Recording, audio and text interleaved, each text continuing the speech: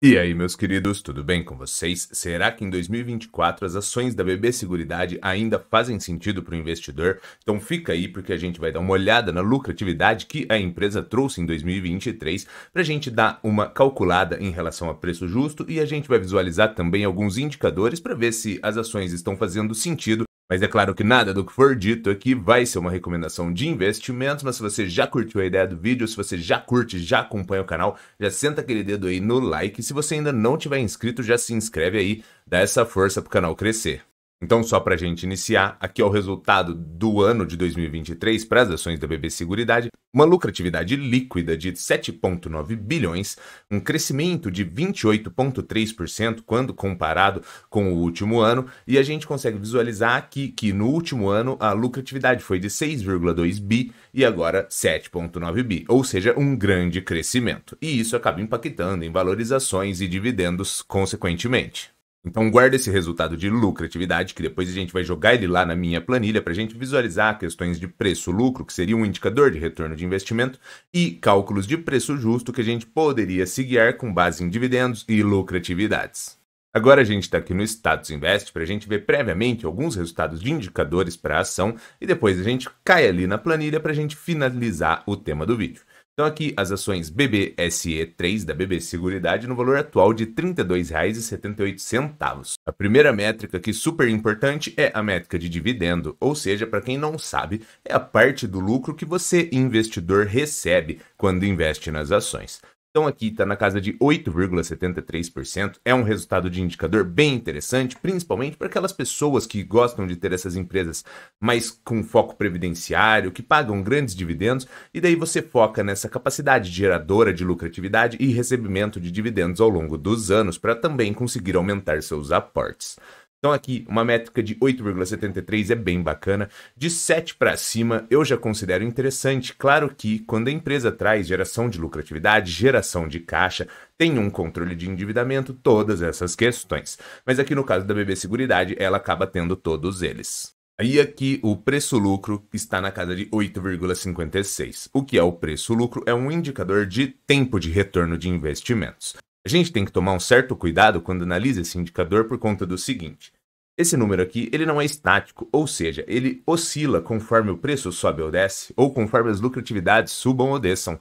Então, ele é mais um indicador para te dar um norteador na sua tomada de decisão nesse momento, porque conforme o tempo for passando, ele vai oscilando conforme preço e conforme lucro. Mas essa métrica aqui, de 10 para baixo, e naquela pegada de geração de lucro, geração de caixa, controle de endividamento, recorrência de resultados, com base em tudo isso, se o indicador estiver inferior a 10, é bem interessante. No caso aqui, a ação da BB Seguridade está com 8,56, então já fica interessante por estar abaixo de 10, e significa que, caso a BB Seguridade mantenha essas lucratividades e distribua todo o lucro, você teria o retorno do seu investimento na casa aqui de 8 anos e meio. Então até agora já deu para a gente perceber o seguinte, a parte do lucro que o investidor recebe está bem interessante. E o tempo de retorno de investimento está também em um número interessante e que o retorno de investimento estaria em um espaço de tempo razoável.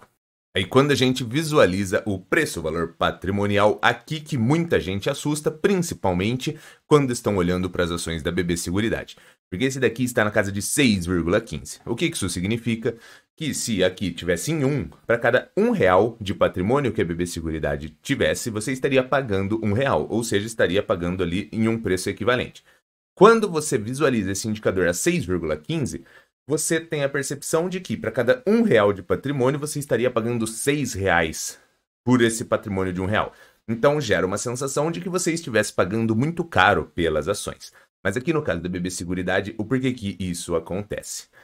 Ela é um tipo de empresa que ela não depende de um grande volume de patrimônio para gerar um grande resultado. Então você não tem que visualizar essa questão de patrimônio aqui para se guiar. Você tem que se guiar por questões de geração de caixa e geração de lucratividade. Porque ela é uma empresa que, com baixo recurso, ela consegue gerar um alto volume de retorno. Então, por ser aqui uma seguradora, você não precisa ter, por exemplo, grandes maquinários, grandes terrenos. Você precisa de uma estrutura, de uma operação mais reduzida. E isso faz com que ela tenha ali um valor de patrimônio bem menor.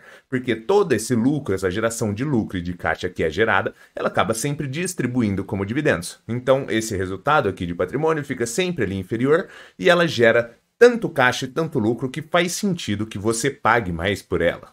Então, nesse caso aqui, não é que ela está cara, é que simplesmente ela gera tanto lucro e tanto caixa superior ao que ela tem de patrimônio, que faz sentido que você invista nas ações, apesar de ela estar 6 vezes acima de patrimônio, porque você conseguiu visualizar que ela paga um dividendo super interessante, ela tem um retorno de investimento em um espaço de tempo super reduzido, e isso por conta dessas lucratividades que são bem superiores à necessidade de patrimônio dessa estrutura física, ou de maquinários, ou de terrenos e etc. E como ela sempre vai distribuindo essas lucratividades, esse patrimônio ele nunca vai crescendo. Caso ela retivesse toda essa lucratividade iria inflar esse patrimônio, aí o que iria acontecer? Como a lucratividade é existente, o preço-lucro iria continuar. Porém, como ela ia reter essa lucratividade, o dividendo iria cair e o preço-valor patrimonial iria cair. Aí você iria ter uma percepção de uma empresa mais barata em relação ao valor de patrimônio, porém, como ela iria reduzir esses pagamentos de dividendos para fazer essa retenção e aumentar esse patrimônio,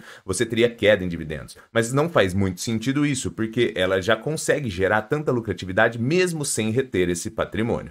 E quando a gente vem aqui na minha planilha, agora a gente vai utilizar aquela lucratividade de 7,9 bi para fazer algumas contas. Então aqui, BBSE 3 no valor de 32,78.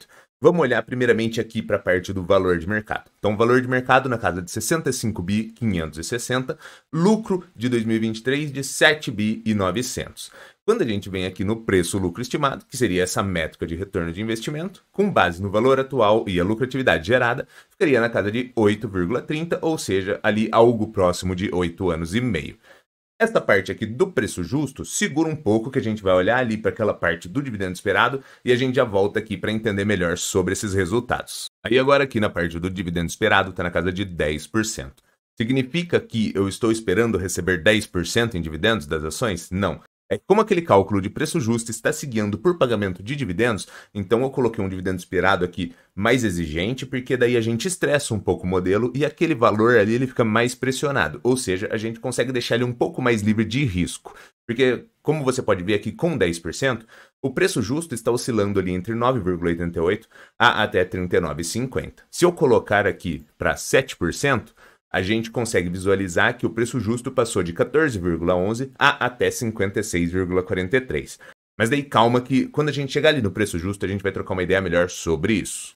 Aí aqui os dividendos por payout, o payout é a parte da lucratividade que vai ser distribuída. Aí aqui tem 25, 50, 75 e 100% dos lucros, como se fosse uma simulação para caso a empresa distribuísse esses percentuais. Aí agora sim a gente visualiza aqui essa parte do preço justo, porque aqui a gente tem o preço justo com base em 25, 50, 75 e distribuindo a totalidade. E claro, se guiando por aquele dividendo de 10%. E vocês já conseguiram visualizar que como ele ficou mais exigente, aquele preço ali que estava em quase 57, agora está em 39,50. Então ele acaba tirando um pouco desse risco da ação e trazendo um resultado um pouco mais prudente e conservador. Aí agora aqui no preço justo, por que eu coloquei de 25 a 100%? Para você visualizar que quando você seguia por um cálculo de preço justo com base em pagamento de dividendos, você teria resultados diferentes a depender dos dividendos distribuídos e a depender do dividendo esperado. Então, não necessariamente você poderia apenas se guiar por isso, porque a empresa gera uma lucratividade, mas não necessariamente distribui a totalidade. Mas o que acontece? Até o que não é distribuído faz sentido para você, que é seu por direito. É claro que ela pode reinvestir na operação em coisas ineficientes e aí você nunca veria aquele patrimônio. Porém, caso ela invista em coisas eficientes, isso retornaria a médio e longo prazo com aumentos de lucratividade e, consequentemente, melhores dividendos ao longo do tempo. Então, depois de tudo isso, caso a ação continue trazendo essas lucratividades na casa de 8 bi e até mesmo tenha aumentos, não seria nada anormal nós visualizarmos que a ação tenha valorizações nessa casa de R$ 39,50 a até mesmo algo próximo de R$ 50. É claro que não é porque aquele valor com 7% deu R$ 50, R$ 56, que ela vai se valorizar a esse ponto. É toda uma questão de recorrência de resultados, distribuições, a questão econômica, taxa de juros, tudo isso acaba influenciando. Mas não seria nada anormal se essa ação tivesse essas valorizações ao longo do tempo, portanto que ela gera grandes quantidades de lucro e geração de caixa, e ela acaba se tornando uma empresa interessante para os investidores. Mas caso ocorram quedas de lucratividade, a ação sim poderia ter desvalorizações. Esse é o cenário padrão que pode acontecer com qualquer empresa. E é por isso que nada do que foi dito aqui foi uma recomendação de investimentos, porque você que tem que ser responsável por estudar e se capacitar, porque no fim do dia o lucro ou o prejuízo é inteiramente seu. Mas se você curtiu esse vídeo, senta o dedo aí no like e se não tiver inscrito, já se inscreve aí, dá essa moral pro canal crescer. Eras isso e abraços!